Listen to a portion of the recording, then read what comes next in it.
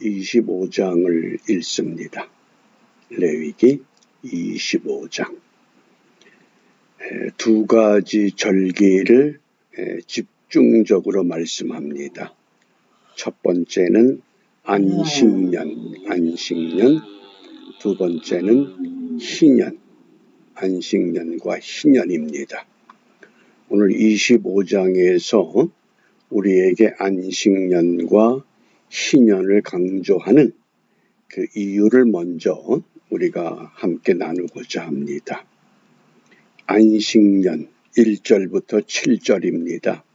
이 안식년이라고 하는 히브리 단어 샤바트.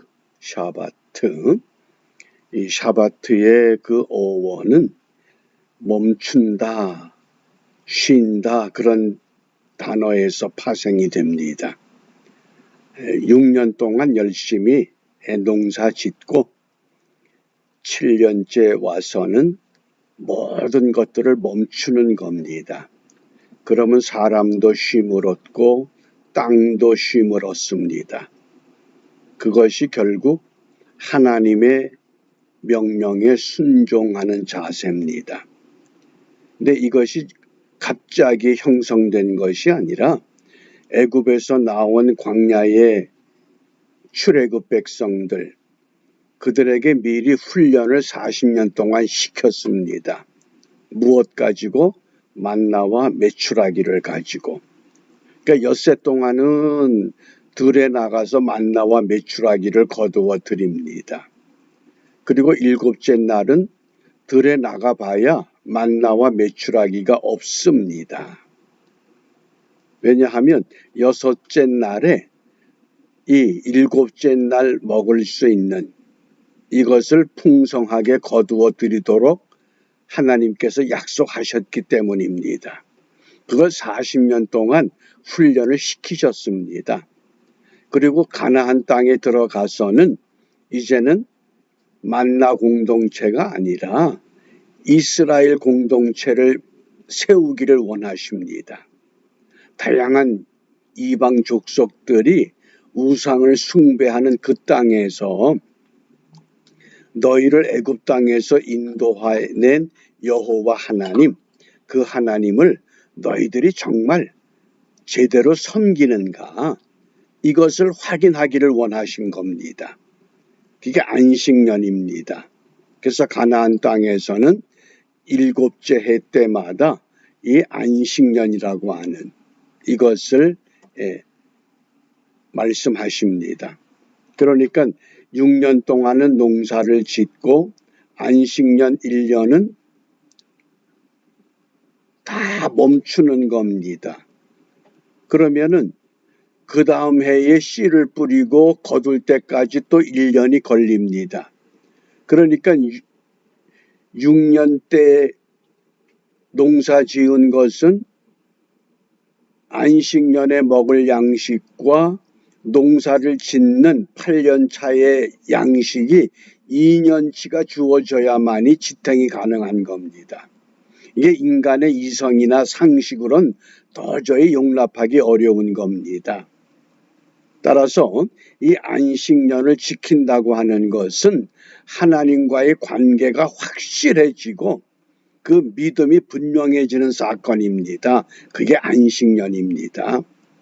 요즘처럼 6년 동안 일하고 1년 쉰다, 그 개념이 아닙니다. 하나님과의 관계가 확실하게 두드러지는 것, 그게 안식년입니다. 그런데 희년은 더 놀랍습니다. 왜냐하면 희년을 요벨이라고 합니다. 근데 요벨의 원뜻은 양각 나팔이란 뜻입니다. 왜냐하면 희년 때가 되면 양각 나팔, 양의 뿔로 만든 나팔을 불었습니다. 그게 요벨입니다. 그런데 희년은 언제 지키느냐? 양각 나팔을 부는 때가 속죄일입니다. 7월 10일 대속죄일. 그래서 이 요벨이라고 하는 이 단어의 어원은 더럽혀진다, 타락한다 그 뜻입니다. 안식년을 7번을 지켰습니다. 어땠을까요? 제대로 지켰겠습니까? 아니면 지키지 못했을까요? 구약의 말씀을 보면 약속의 땅에 들어가서 안식년, 희년을 제대로 지킨 때가 없습니다. 그래서 어떻게 됐습니까? 더군다나 50년째가 되니까 완전히 더럽혀지고 완전히 타락했다 그 뜻입니다. 이걸 새롭게 하기 위해서 양각 나팔을 부는데 언제? 대속죄일에, 희년을 맞이하는 대속죄일 때에 양각 나팔을 불어서 먼저 너희들이 하나님 앞에 회개하라. 그걸 강조하고 회개한 후에 그래야 희년이라고 하는 제도의 참된 의미를 이루어낼 수 있다고 말씀하십니다. 이것도 믿음입니다. 왜? 안식년은 6년에 농사 짓고 7년째 쉬잖아요. 그럼 거기 1년이죠. 근데 희년은 뭡니까? 안식년을 7번 맞이하고 그 다음에 또 쉬어야 되는 거예요. 그러니까 안식년 때 1년 쉬죠. 희년 때 1년을 쉬죠. 그래서 희년을 보통 대안식년 그래요. 안식년을 7번째 맞이하는 대안식년. 그리고 그 다음에 농사를 지을고 수확할 때까지 또 1년이잖아요. 그러니까 3년치 먹을 게 있어야 돼요. 이해가 됩니까? 49년 때, 48년 때부터 어떻게 되느냐? 3년치 양식이 창고에 있어야 된다는 거예요. 왜? 농경사회에서 농사를 짓는데 한 해만 가물어도 한 해만 수확이 없어도 비참한 삶을 사는데, 그래서 오늘 그 21절에 보면 내가 명하여 제6년에 내 복을 너희에게 내려 그 소출이 몇 년 쓰기에 족하게 할지라 3년 동안 넉넉하게 먹을 걸 주시겠다는 거예요. 이건 뭡니까? 하나님과 하나님 백성 사이에 철저한 약속이에요. 도저히 인간의 이성으로는 납득이 되지 않는 말씀입니다. 그래서 이 안식년과 희년의 의미는 무엇이냐? 정말 하나님을 100% 신뢰하는가? 그걸 보겠다는 거예요. 너희들이 신뢰하면 그러면 어떠한 약속을 이루어 주시느냐? 20절부터 22절 말씀입니다. 혹 너희 말이 우리가 만일 제7년에 심지도 못하고 그 산물을 거두지도 못하면 무엇을 먹으리요 하겠으나, 안식년을 지키기 위해서 6년 동안 농사를 짓고 7년 동안, 그러니까 7번째 해에 아무것도 심지 않고 거두지 않아요. 그럼 어떻게 되느냐? 내가 명하여 제6년에 내 복을 너희에게 내려 그 소출이 3년 쓰기에 족하게 할지라. 안식년, 그 다음에 희년, 그 다음에 농사를 지어야 할 1년, 3년 동안 넉넉하게 주시겠다는 거예요. 근데 이게 믿어져야 되거든요. 근데 이게 안 믿어진단 말이에요. 농경사회에서, 자본주의 사회에서. 그래서 22절에 보면 너희가 제8년에는 파종하려니와 묵은 곡식을 먹을 것이며, 8년이 뭡니까? 안식년의 7년 때잖아요.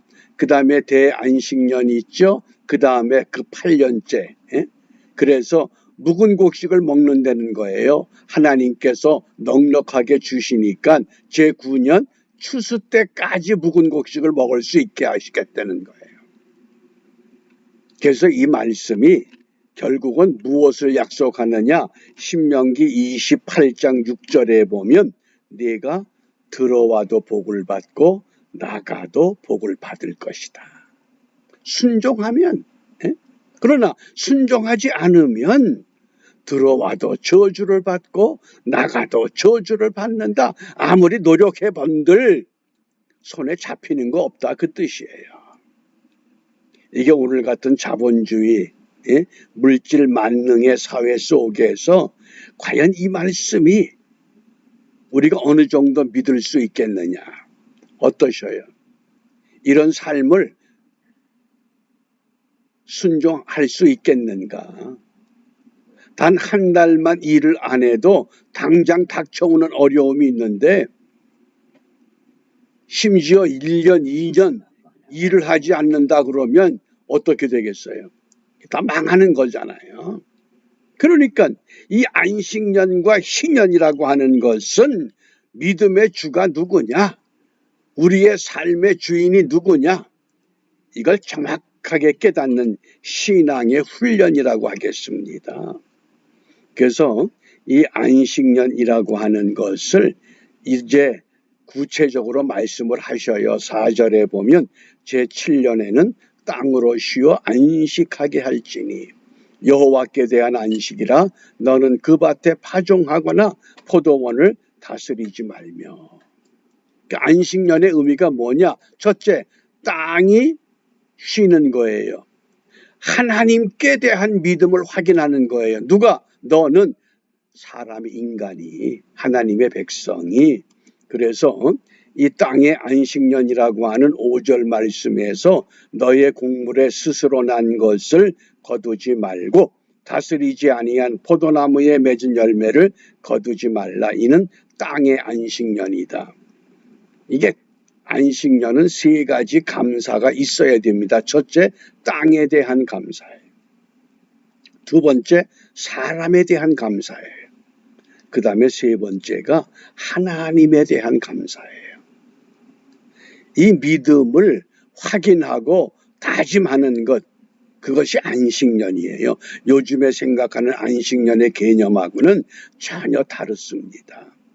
성경이 우리에게 요구하는 안식년, 그 다음에 희년이 뭐예요? 이 희년이라고 하는 것, 10절 말씀에 보면 제50년을 거룩하게 하여 전국 거민에게 자유를 공포하라. 희년은 뭐예요? 자유를 약속하는 거예요.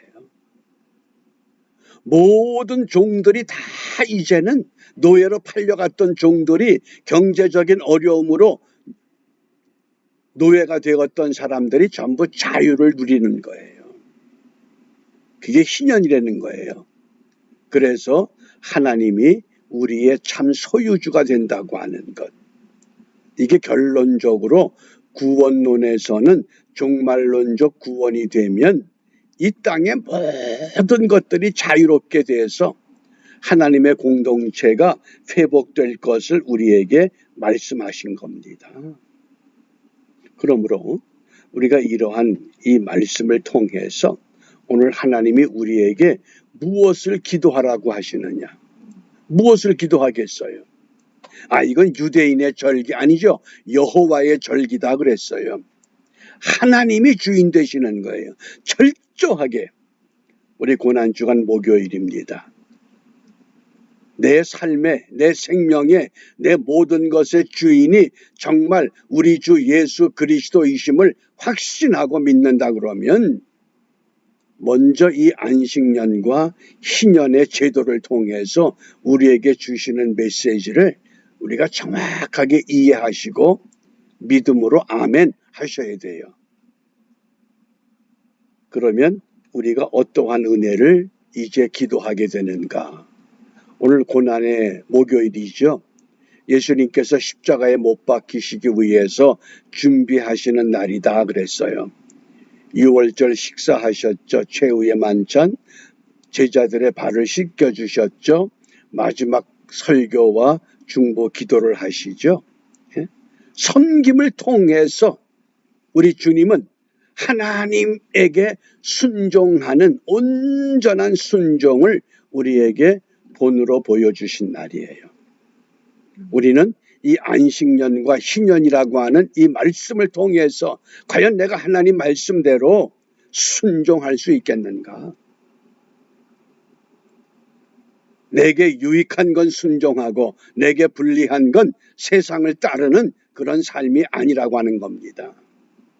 그래서 우리가 오늘 무엇을 기도할 것이냐?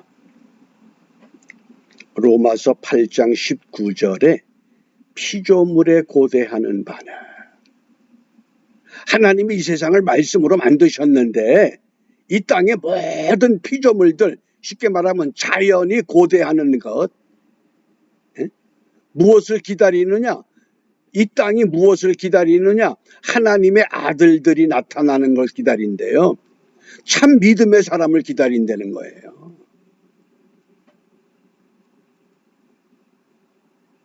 그게 하나님께서 원하시는 이 시대에 믿음의 사람들을 향한 하나님의 경고의 메시지라고 하겠습니다. 하나님의 아들들, 하나님의 참 자녀가 나타나기를 원하신다는 거예요. 우리가 그런 믿음을 회복하는 것, 그것이 바로 오늘 레위기 25장 안식년과 희년이라고 하는 제도를 통해서 우리에게 말씀하십니다. 이러한 일을 이루기 위해서 우리가 오늘 무엇을 기도하느냐? 창조 질서를 회복하는 믿음을 주시옵소서. 다른 믿음이 아니라 믿습니다. 소리만 크게 외치는 것이 아니라 아멘 하고서 소리만 지르는 것이 아니라 하나님께서 원하시는 창조 질서를 회복하는 믿음. 이게 얼마나 어려워요. 안식년 지키는 것도 어렵고 희년을 지키는 것도 어려워요. 그것도 못 지키면서, 그러니까 피조물이 고대하는 것은 하나님의 아들들이 세워지는 것이다. 그러므로 우리가 너무 풍요로운 삶을 살다 보니까 절제를 몰라요. 어떻게 하면 좀 절제할 수 있을까? 그러기 위해서는 성령의 통제를 받아야 됩니다. 내가 먹고 싶은 거, 내가 입고 싶은 거, 내가 하고 싶은 거, 내 마음대로 하는 그것이 자유가 아니라는 거예요. 하나님의 형상을 회복하기 위한 정말 이 믿음, 우리가 이 믿음을 기도하면서 주님께서는 십자가에 못 박히시기 위해서 철저하게 준비하셨는데 우리는 그냥 은혜만 강조하고 축복만 고대하면서 우리가 해야 할 도리를 소홀히 하거나 게을리하는 그런 비뚤어진 믿음이 아니라 하나님의 아들들을 기다리는 이 피조물들의 간절한 소망이 오늘 저와 여러분들을 통해서 이 땅에 실현되는 은혜를 함께 회복하는 복된 하루가 되시기를 바랍니다. 기도합니다. 은혜로우신 아버지 하나님, 고난주간 목요일입니다. 제자들의 발을 씻겨주시며 하나님께서 명하시는 것을 이루기 위하여 철저하게 준비하시고 그 길을 향해 담대하게 나가셨던 주님을 우리가 믿습니다. 그 예수님을 믿기 까닭에 우리도 주님을 본받아 이 땅에서 세상 사람들이 가는 그 방향대로 따라가는 것이 아니라 주님께서 원하시는 그 삶의 길을 향해서 방향을 바꿀 수 있는 복된 하루가 될 수 있도록 우리의 생각과 우리의 삶을 변화시켜 주시기를 원합니다. 우리 힘으로 감당하기 어렵사오니 약속하신 보혜사 성령께서 이 아침 시간에 한 사람 한 사람 그 심령 속에 두드리시고 깨워주시고 깨닫게 하셔서 마음대로 사는 삶이 아니라 절제하며 하나님의 통제를 받는 창조 질서를 회복하는 믿음의 사람으로 새롭게 세워지는 은혜를 만끽하는 은혜의 하루가 되기를 간절히 소망하며 주님이 가르쳐 주신 기도로 함께 기도합니다. 하늘에 계신 우리 아버지, 아버지의 이름을 거룩하게 하시며 아버지의 나라가 오게 하시며 아버지의 뜻이 하늘에서와 같이 땅에서도 이루어지게 하소서. 오늘 우리에게 일용할 양식을 주시고 우리가 우리에게 잘못한 사람을 용서하여 준 것 같이 우리 죄를 용서하여 주시고 우리를 시험에 빠지지 않게 하시고 악에서 구하소서. 나라와 권능과 영광이 영원히 아버지의 것입니다. 아멘.